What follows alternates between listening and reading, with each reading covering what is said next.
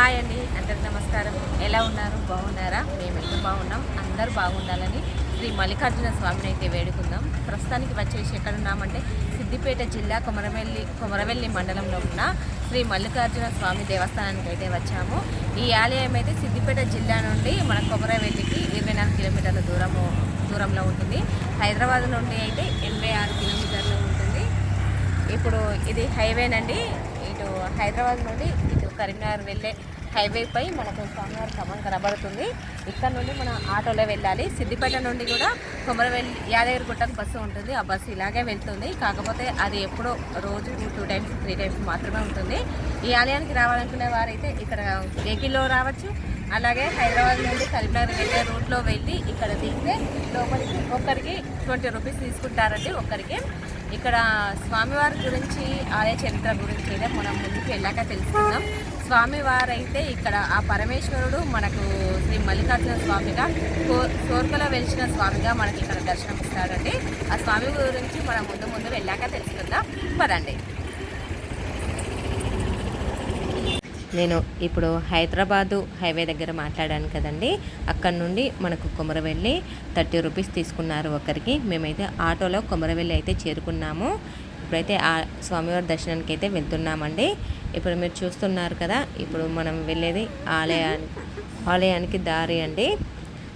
ఇప్పుడు ఇక్కడ ఆలయ అభివృద్ధి పనులు అయితే చేస్తున్నారు. ఇక్కడ మనము జూమ్లో చూస్తాం చూడండి, అది సూదిమాని అంటారండి. స్వామివారు కొలువై ఉన్న కొండ పైన ఉంటుంది.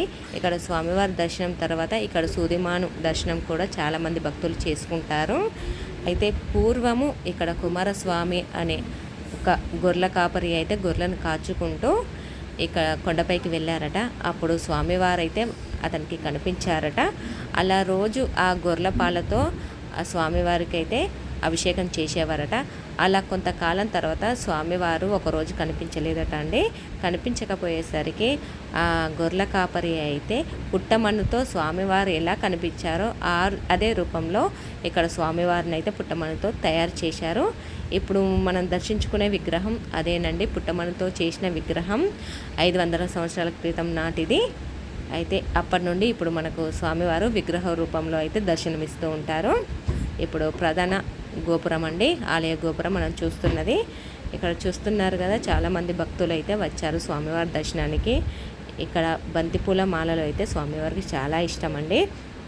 ఇక్కడ బంతిపూల మాలలు మన స్వామివారికి అయితే సమర్పించుకుంటారు. అలాగే రేగి చెట్టు కూడా ఉంటుంది, రేగి చెట్టుకు కూడా వేస్తారు. మనము గోపురం లోపలికి వెళ్ళాక ఆ రేగి చెట్టును కూడా మనం చూద్దాం. స్వామివారిని అయితే చూపించలేదు నేను, అయితే లోపలికి అలవలేదు. ఇక్కడ మనం గోపురం ముందైతే విగ్రహాలు ఉన్నాయి. మనకు పక్కకి గంట ఉంటుంది, పెద్ద ఉంటుందండి. కొడతారేమో అని అయితే తాడైతే కట్టేశారు చూడండి. ఇప్పుడు చుట్టూ చూడండి, గోపురం ముందు చాలామంది భక్తులు అయితే ఉన్నారు స్వామివారి దర్శనం కోసానికైతే. ఇప్పుడు మనం గోపురం లోపలికి వెళ్ళాక రేగు చెట్టు చూడండి, చాలామంది భక్తులే ఉన్నారు. మేము వెళ్ళిన రోజు బుధవారం కావడం వల్ల భక్తులు చాలామందే వచ్చారు. ఇక్కడ రేగు చెట్టు చూస్తున్నారు కదా, రేగు చెట్టు కిందనైతే పట్నాలు అలాగే బోనాలు తమ మొక్కులైతే ఇక్కడ చెల్లించుకుంటారండి.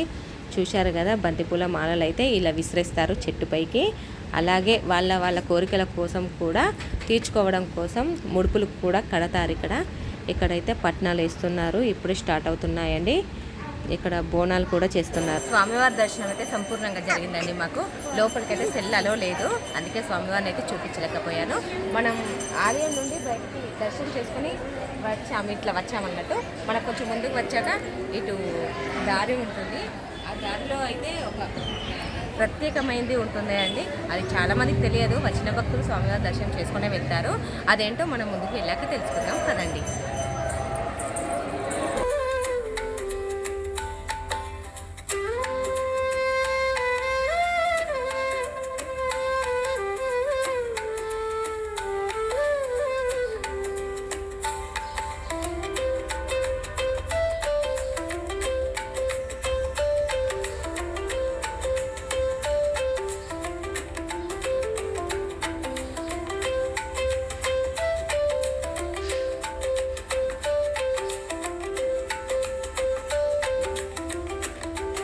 ఇక్కడ ఇంకొక ప్రత్యేకమైన ప్రదేశం ఉందని చెప్పాను కదా, అది ఇదేనండి. మనం చూడడానికి గుడిలా ఉంది చూడండి,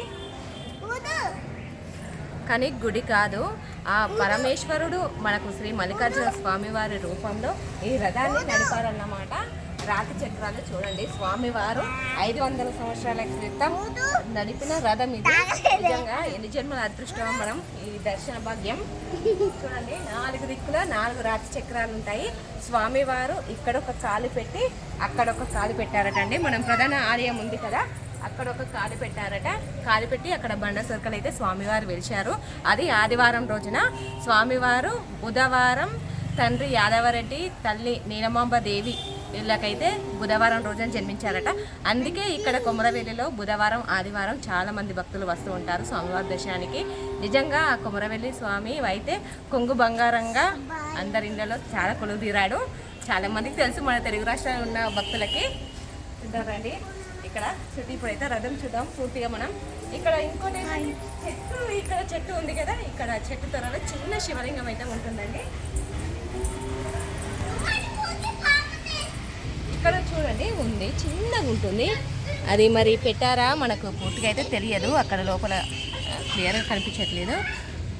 ఇక్కడైతే ఉంది చూడండి, ఇక్కడ అయితే ఇక్కడ క్లియర్గా అయితే కనిపించడండి. ఇక్కడ కనిపిస్తుంది చూడండి, ఇక్కడ చిన్న శివలింగం అయితే ఉంది. చాలా తెలిసిన భక్తులు అయితే అక్కడ కూడా స్వామివారి దర్శనం చేసుకుంటారండి. మరి మనం ముందు ఇంకొన్ని పురాతనమైన ఆలయాలతో, ఆలయ చరిత్రలతో, ఇంకా స్వామివార్ల మహిమలతో మేము ముందుకు వస్తానండి. మరి ఇందులో మన వీడియోలో చిన్న తప్పులు కనుక ఉన్నట్టయితే మన్నించి క్షమించండి. ఉంటానండి, బాయ్.